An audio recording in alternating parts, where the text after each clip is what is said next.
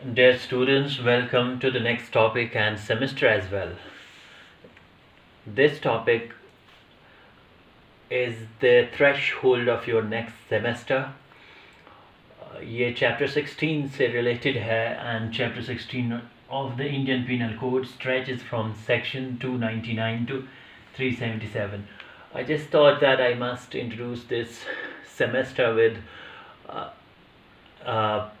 rather this topic with a brief introduction of the next caption. This next caption of your syllabus, probably as far as I could remember, relates to specific offences against the human body. Offences against the human body are contained in chapter 16 of the Indian Penal Code. This is the 16th chapter, and you remember quite recently we read somewhere that this right of private defense is available in two cases, in offenses against the property and offenses affecting the human body. That is probably section 97 as far as you would help me. So this chapter 16 starts with 299 and ends with section 377, और इस chapter का नाम ही है of offences affecting the human body. इसमें human body के against होने वाले तमाम जराइम उनको रिकॉग्नाइज किया हुआ है इंडियन पीनल कोड में. 299 इज द थ्रेशोल्ड, यहाँ से शुरुआत होती है. It defines culpable homicide and ये आपके सिलेबस का पार्ट है. पूरा चैप्टर आपके सिलेबस का पार्ट नहीं है. There are some specific offences जिनको इनमें से रिकॉग्नाइज करके सिलेबस का पार्ट बना दिया गया है. और अब ये एक लंबा सीरीज़ होने वाली है लेक्चर्स की, क्योंकि ये चैप्टर भी बड़ा है और ये टॉपिक्स भी आई थिंक 1 या 2 यूनिट्स में फैले हुए हैं आपके लिए. And lastly is this section 377 which is of course unnatural offences, और जिसको सुप्रीम कोर्ट ने नवतेज सिंह जौहर वर्सेस यूनियन ऑफ इंडिया में रीड डाउन किया था. एंड ये मैं क्लास में बता चुका हूँ आपको this section was not struck down, it was read down. A portion of that was invalidated or held unconstitutional. Unnatural offences which is related to unnatural sex or homosexuality. अब यहाँ से ये शुरू है. इसमें हमें बहुत सारे प्रोविजंस और कवर करने हैं. मज़ीद क्या पढ़ना है अभी हम इंट्रोडक्शन ले लेते हैं. इसमें offences against the human body cover होते हैं. अब ह्यूमन बॉडी में जो ऑफेंसेस होते हैं उनकी शुरुआत और थ्रेश होल्ड तो होती है मेयर एप्रीहेंशन से, कि उसके ख़िलाफ़ अगर इंसान को ये महसूस होने लगे कि शायद उसके अगेंस्ट कोई क्रिमिनल फोर्स यूज़ किया जाएगा, और वो रीज़नेबल एप्रीहेंशन वो असॉल्ट बन जाता है.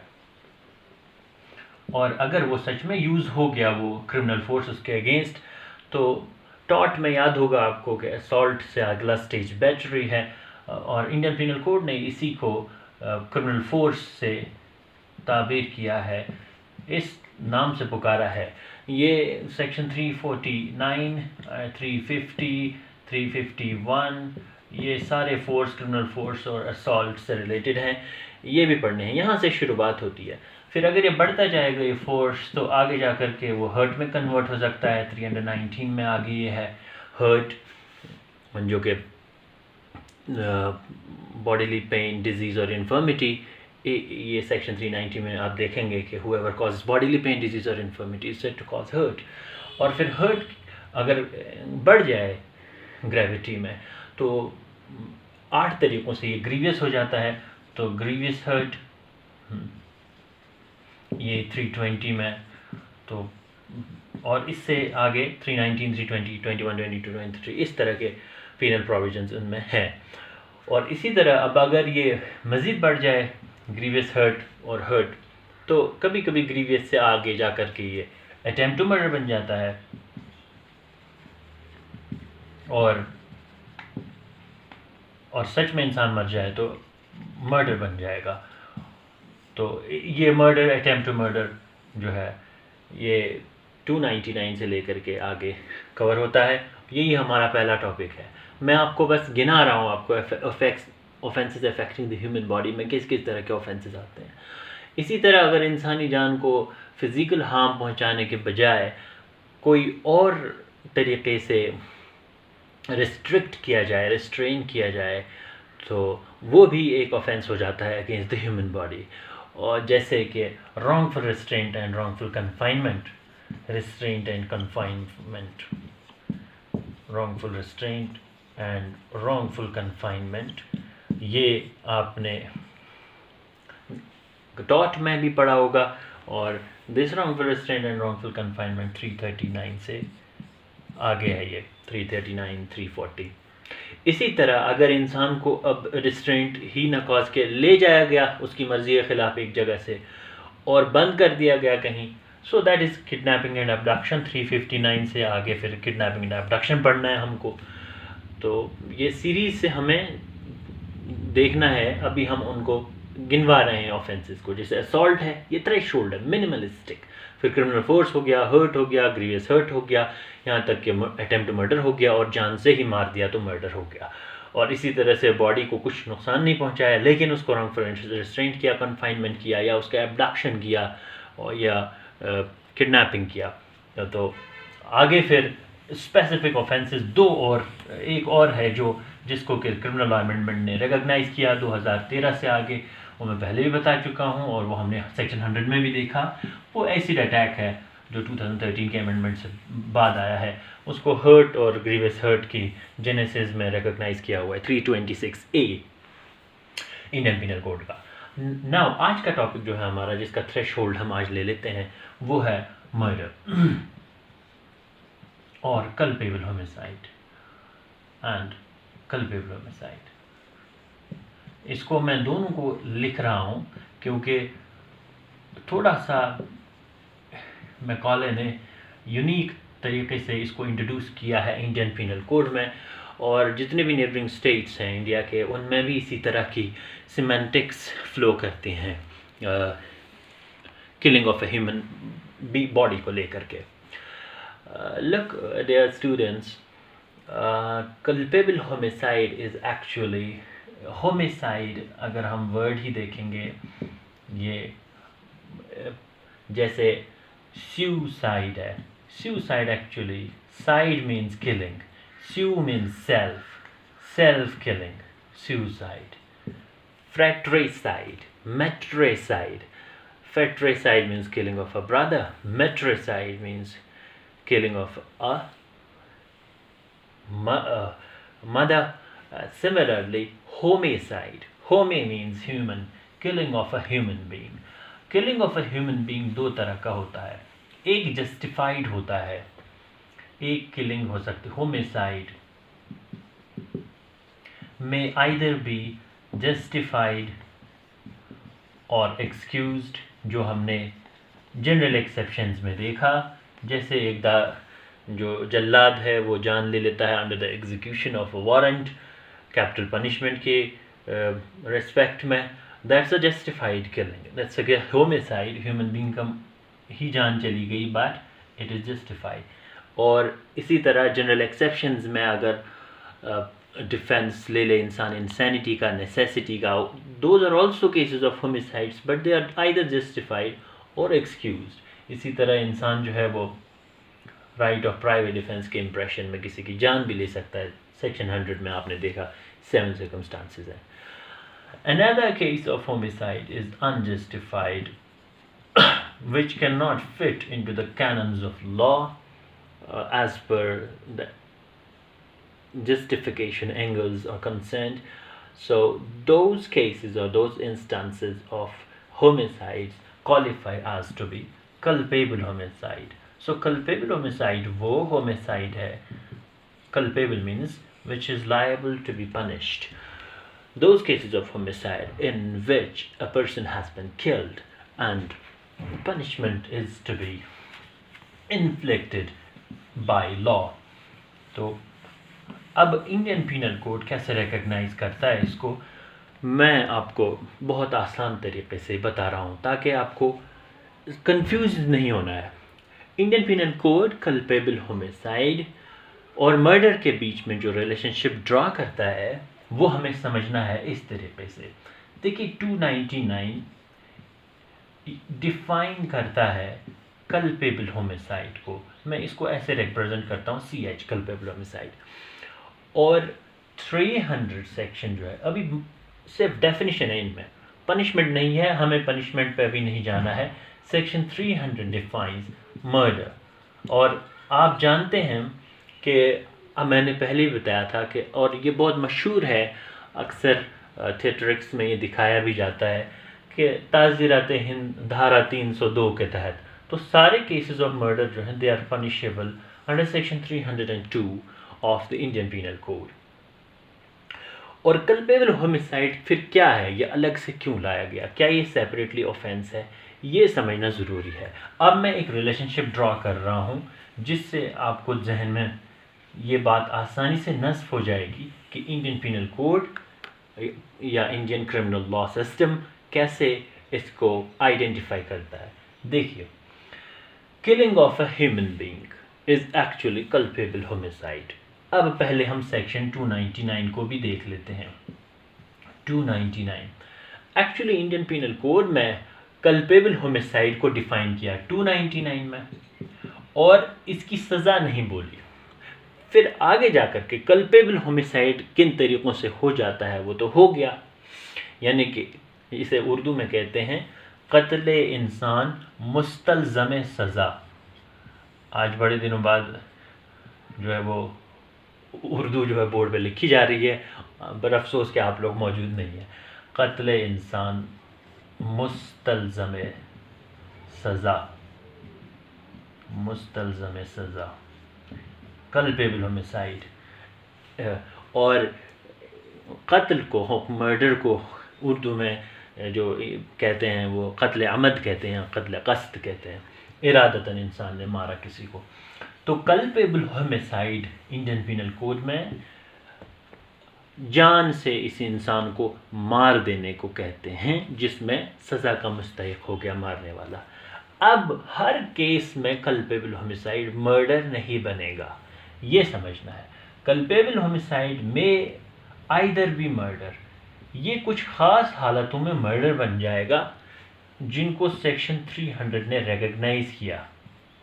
सेक्शन 300 ने ये बोला किन हालतों में कल्पेबल होमिसाइड मर्डर बनता है।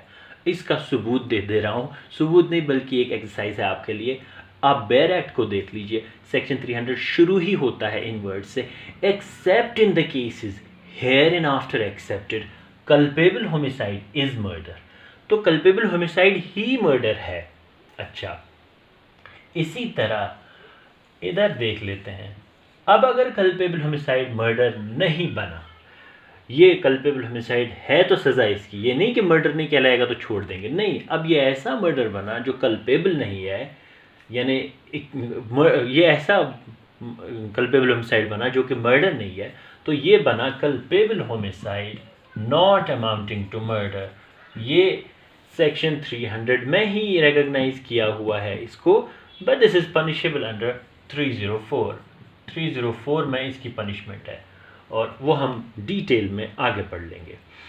तो 299 कल्पेबल होमिसाइड को डिफाइन करता है। अब कल्पेबल होमिसाइड की सज़ा कहाँ है? ये कहीं नहीं है। इसीलिए कोई आपको कहे कि कल्पेबल होमिसाइड की सज़ा क्या है, उसे कहिए कल्पेबल होमिसाइड आगे बताओ कि मर्डर बना के नॉट अमाउंटिंग टू मर्डर हुआ। अगर नॉट अमाउंटिंग टू मर्डर हुआ तो 304 में सज़ा होगी, और अगर वो मर्डर हो गया जो 300 में बोला है, 300 सेक्शन 300 में 4 केसेस रिकॉग्नाइज किए कि इन 4 हालतों में कल्पेबल होमिसाइड मर्डर बनता है और 5 हालतों में बनता है वो culpable homicide not amounting to murder. इसीलिए culpable homicide not amounting to murder के लिए भी सेक्शन 300 इंपॉर्टेंट है। तो उनसे ये कहें कि वो ये बना कि ये बना, ठीक है। तो हर कल्पेबल होमिसाइड, ये कह सकते हैं every case of murder is a culpable homicide but not vice versa. Every culpable homicide is not murder. ये बहुत आसान है। मिसाल के तौर पर हम इसको बहुत आसान जुमलों में ऐसे कह सकते हैं कि हर कुल्हाड़ी लोहा है, हर कुल्हाड़ी लोहा है, मगर हर लोहा कुल्हाड़ी नहीं है, है ना। लोहे से चाकू भी बनेगा, कुछ और भी बनेगा। तो ये है। तो कल्पेबल होमिसाइड और मर्डर में ये रिलेशनशिप है कि मर्डर साबित करने के लिए पहले साबित करना पड़ेगा कि वो कल्पेबल होमिसाइड था। तो हम इसको ऐसे लिख सकते हैं, आज लिखते भी हैं, थोड़ा पुराने स्टीरियोटाइप्स तोड़ते हैं। यहाँ मैंने लिखना और लिखवाना बंद कर दिया था, लिखवा तो सकते नहीं लेकिन बोर्ड पे लिख सकता हूँ। एवरी मर्डर, आप इसको इस तरह नोट कर लें, every murder is culpable homicide but not vice versa, but not vice versa, यानी कि हर मर्डर कल्पेबल होमिसाइड ही होता है पहले, आगे जाके वो, यानी ये कह सकते हैं हम, देखिए पहले वो कल्पेबल होमिसाइड था लेकिन किसी खास मेंजरिया की वजह से वो यहाँ आकर के मर्डर बन गया, यानी कल्पेबल। इसको इस तरह कह सकते हैं, हर दही दूध है लेकिन हर दूध दही नहीं है। दूध से पनीर भी बनता है, दूध फटता भी है, दूध से खोया भी बनता है, तो हर दही दूध है लेकिन हर दूध दही नहीं है। तो ये है every murder is culpable homicide, but every culpable homicide is not murder. Culpable homicide कभी कभी नॉट अमाउंटिंग टू मर्डर भी बन जाएगा। Will start with section 299। 299 में देखिए बहुत वेग सा सेक्शन है, क्योंकि मर्डर की एप्लीकेशन के लिए हमें 300 में हर बार जाना पड़ता है, 299 में मामला नहीं रुकता। लेकिन ये डेफिनेशन में चाहता हूँ आपको ज़ुबानी ये जहन में नस्ब हो जाए। कल्पेबल होमिसाइड में 3 तरह के मेंस रियाज को रेकग्नाइज किया हुआ है कि इन 3 मेंस रियाज के साथ अगर किसी ने किसी की जान ले ली, कहा जाएगा कल्पेबल होमिसाइड हो गया। देखिए, whoever causes death by doing an act with the intention of causing death or with the intention of causing such bodily injury as is likely to cause death, or with the knowledge that he is likely by such act to cause death, commits the offense of culpable homicide। 3 mains रियाज को recognise किया है, उनको मैं अभी note कर दे रहा हूँ। लेकिन इंपॉर्टेंट क्वेश्चन ये राइज हो गया, पूरे सेक्शन में कहीं यही नहीं बोला कि किसकी डेथ कॉज की जाए, इंसान की जानवर की। आपको याद होगा कि मैंने वो लतीफ़ा क्लास में एक बार सुनाया था, गुल्लू मियाँ का कत्ल हो गया था। लेकिन लॉ इस चीज़ से ऑब्लिवियस नहीं हो सकता। हम ये नहीं कह सकते कि framers of this code were so unwise कि ये लिखना भूल गए। हालांकि टाइटल ही इसका ही है, अफेक्टिंग द ह्यूमन बॉडी, और होमिसाइड वर्ड ही से पता चलता है कि इंसान का। लेकिन फर्दर जो है वर्ड डेथ यूज जो हुआ है इसमें, आप अगर देखना चाहेंगे जो चैप्टर 2 है जनरल एक्सप्लेनेशंस में, उसमें अगर आप सेक्शन 46 देखेंगे, वहाँ बोला है death means death of a human being unless the contrary otherwise requires. Section 299 फिर से देख लीजिए, whoever causes death by doing an act with the intention of causing death। पहला मेंजरिया जो एक मेंजरिया जो रिकॉग्नाइज किया है कि डेथ तो कॉज की, लेकिन इंटेंशन क्या था, इंटेंशन ऑफ कॉजिंग डेथ। ये तो मोस्ट मैनिफेस्ट और मोस्ट प्रेजेंट फॉर्म है मेंजरिया मर्डर का, क्योंकि इरादा ही था मारने का। तो दैट हैपेंस कि to be the most manifest and most present form of मेंजरिया।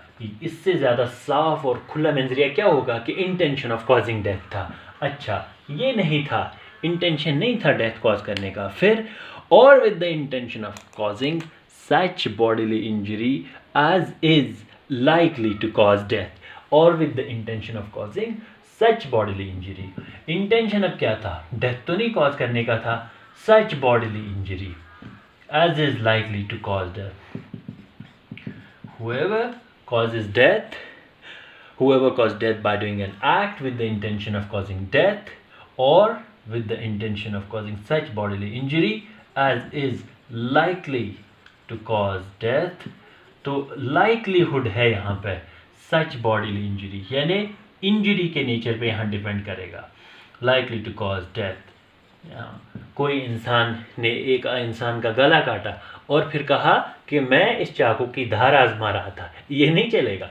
He has inflicted such injury as is likely to cause death। Injury cause करने का उसका इरादा था, मारने का नहीं था, लेकिन इंजरी ऐसे नेचर की थी कि उससे इंसान मर जाता है। तो लॉ ऐसे केस में भी कहता है इसने भी कल्पेबल होमिसाइड किया।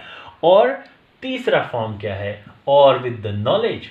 तो 2 मेंजरियाज इंटेंशन से रिलेटेड है, ये भी इंटेंशन, ये भी इंटेंशन, और तीसरा मेंजरिया नॉलेज से रिलेटेड है, और with the knowledge that he is likely by such act to cause death. तो तीसरा है कि उसको नॉलेज है कि इस एक्ट से ये मर जाएगा। नॉलेज का क्या मतलब, मिसाल के तौर पर ए ऐसा है, उसको रप्चर्ड स्प्लीन है, डिफेक्टिव किडनी है, या कोई और डिजीज़ है जिसके बारे में ये फैक्ट है कि अगर उसको पंच किया जाए पेट में हल्का सा भी तो वो मर जाएगा। बी विद दैट नॉलेज, उसको पता है ये चीज़ इस इंजरी की, और उसने उसको पंच मारा और ए मर गया। ऑर्डिनरीली उससे इंसान नहीं मरता, तो हम ये कहेंगे intention of causing such bodily injury नहीं था जिससे डेथ कॉज होगी, लेकिन he had knowledge that he is likely by such act to cause death, so उसने कल्पेबल होमिसाइड किया। एक बार और देख लीजिए, whoever causes death by doing an act with the intention of causing death or with the intention of causing such bodily injury as is likely to cause death or with the knowledge that he is likely by such act to cause death commits the offense of culpable homicide। अगर इन तीन मेंजरियास में से एक भी मेंजरिया satisfy हो गया, या उसने इंटेंशन जो था उसका डेथ कॉज करने का था, या उसका इंटेंशन था ऐसी इंजरी देने का जिससे इंसान मर ही जाता है, या उसकी स्पेशल नॉलेज में था कि मेरी इस इंजरी देने से या मेरे ये हरकत करने से, ये एक्ट करने से ये इंसान मर जाएगा, तो अच्छा, अब यहाँ वर्ड यूज हुआ है एक्ट, तो एक्ट इंक्लूड्स ओमिशन ऑल्सो। ऐसा नहीं है, यानी अब इंसान ने फिजिकल इंजरी नहीं दी, लेकिन वेंटिलेटर में ऑक्सीजन ख़त्म हो गया और जानबूझ के इसने ऑक्सीजन सपोज बंद कर दिया, या कुछ ऐसा एक्ट किया जिससे पेशेंट मर गया, और तो उसने एक्ट नहीं किया फिजिकली बट ओमिशन किया। सो जानबूझ के अगर इस इंटेंशन से किया, ऐसे मेंजरिया से किया, तीनों में से एक था, ये कहा जाएगा इसने कल्पेबल होमिसाइड किया। अब कल्पेबल होमिसाइड को लेकर के कुछ प्रिंसिपल्स हैं, इसकी 3 इलस्ट्रेशंस हैं और 3 एक्सप्लेनेशंस हैं। इन इलस्ट्रेशंस से तो इम्पॉर्टेंट है ही हैं, लेकिन एक्सप्लेनेशंस बहुत ज़्यादा इम्पॉर्टेंट हैं, इन द सेंस कि एक्सप्लेनेशन भी लॉ ही होता है। एक्सप्लेनेशन 1 ये कहता है कि अगर किसी ने किसी दूसरे को बॉडीली इंजरी दे दी और वो दूसरा इंसान ऐसी डिजीज़ या डिसऑर्डर या ऐसी इन्फर्मिटी के अंडर लेबर कर रहा है, यानी उसको ऐसी बीमारी लायक है पहले से ही जिसको इंजरी दी गई, या कोई उसको ऐसी जो है वो कैफियत है जिस्मानी कि उससे उसकी डेथ एक्सेलरेट हो जाएगी, तो ये कहा जाएगा, लॉ ये एज्यूम कर लेगा, लॉ ये प्रिज्यूम कर लेगा कि उसकी मौत उसी ने वाक़या की। अच्छा, इसका क्या मतलब है? इसका मतलब ये है कि टाइम लैप्स या और फैक्टर्स, जैसे उसको अच्छा ट्रीटमेंट मिलता तो वो बच जाता, या जैसे कि यानी कि अगर उस विक्टिम को जो है वो बीमारी नहीं होती तो नहीं मरता उससे इंसान नॉर्मली, ये नहीं है। तो एक्सप्लेनेशन 1 प्रोवाइड्स, अगर आप देखेंगे, kindly read the bare provision of explanation 1, कि a person who causes bodily injury to another person who is labouring under a disorder, disease or infirmity and then accelerates the death of that other shall be deemed to have caused his death। तो पहला case है accelerating death of a person जिसको है disease है और bodily infirmity है, और disease है या bodily infirmity है, तो फिर ये माना जाएगा कि इसने इसकी डेथ वाक़या कर दी। सिमिलरली एक्सप्लेनेशन 2, बहुत ज़्यादा इम्पॉर्टेंट हैं ये एक्सप्लेनेशंस। एक्सप्लेनेशन 2 ये कहता है कि जो मैंने अभी बताया कि अगर किसी इंसान की मौत वाक़या हो गई और बीच में कोई एक्सट्रेनियस और इंटरवीनिंग फैक्टर आ गया, और वो फैक्टर ऐसा है, इतना ब्लीक है, यानी मिसाल के तौर पर ए ने बी को मारने की गर्ज से हमला किया जान से, चाकू से, well being remove to the hospital, B was in an ambulance and this ambulance got stuck in a traffic jam and there is a medical opinion कि अगर ट्रैफिक जैम में वो नहीं फंसता और पेशेंट टाइम पे पहुंचता अस्पताल, शायद वो बच जाता। ये ऐसा ओपिनियन नहीं बचा पाएगा ए का एक्ट मर्डर बनने से। ये है प्रिंसिपल एक्सप्लेनेशन 2 का, where death is caused by any bodily injury and the person who causes that bodily injury shall be deemed to have caused that death, although by resorting to the proper remedies and skillful treatment the death might have been prevented। हाँ, तो यहाँ पे है resorting to proper remedies and skillful treatment